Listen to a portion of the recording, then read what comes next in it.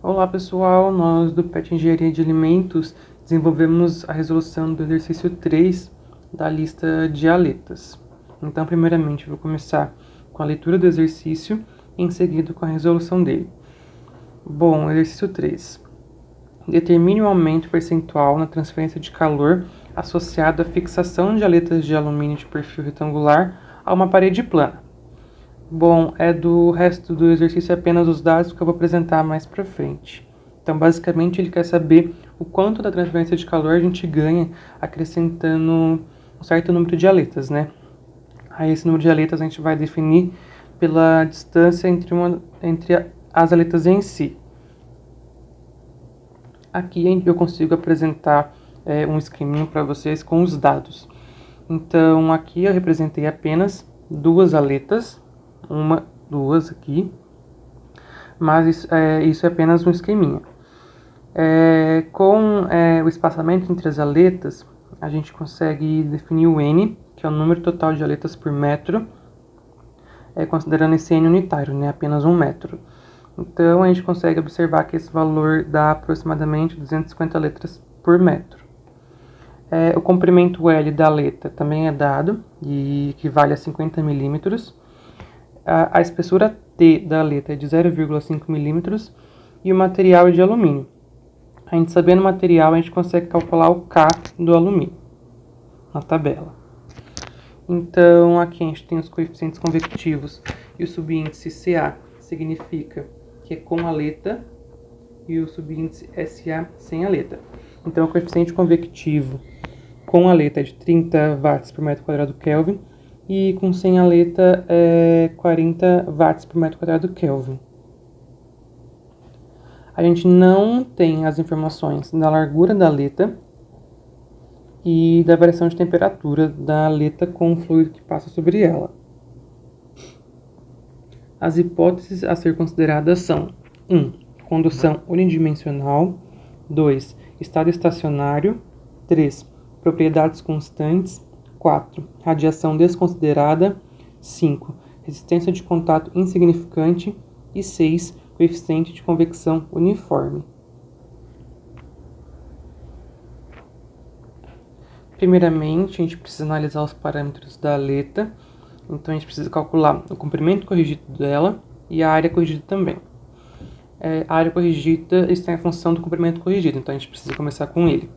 E o comprimento corrigido é dado lá na equação do livro por essa expressão.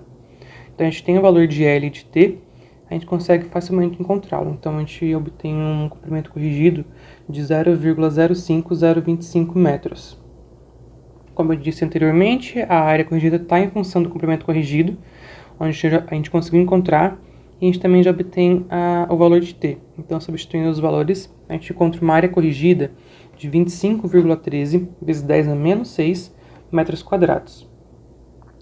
Essa correção do comprimento está baseada na hipótese de equivalência entre a transferência de calor na extremidade da aleta real com a convecção na extremidade e a transferência de calor em uma aleta hipotética mais longa com a extremidade adiabática.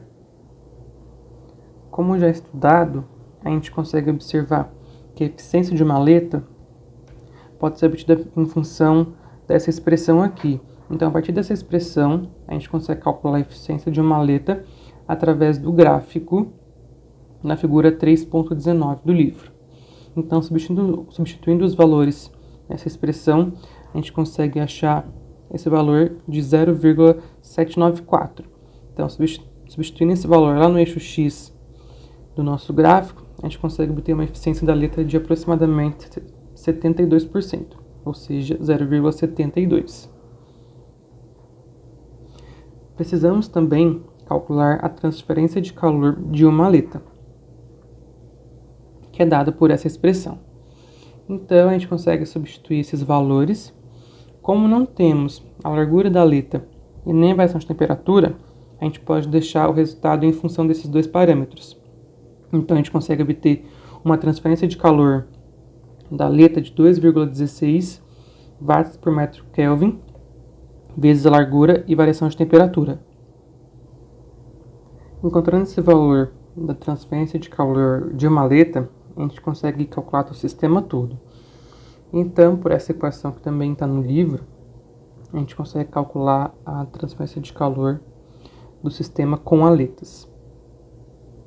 E a gente consegue encontrar esse valor de 566 vezes largura vezes variação de temperatura. Agora, em contrapartida, a gente também precisa calcular do sistema sem as aletas.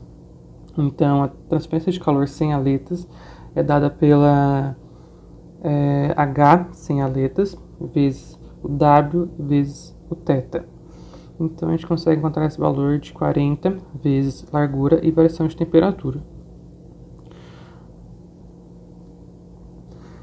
Agora, calculando o aumento percentual da transferência de calor, a gente consegue obter esse valor pela razão da diferença da transferência de calor com e sem aleta sobre a transferência de calor sem aleta.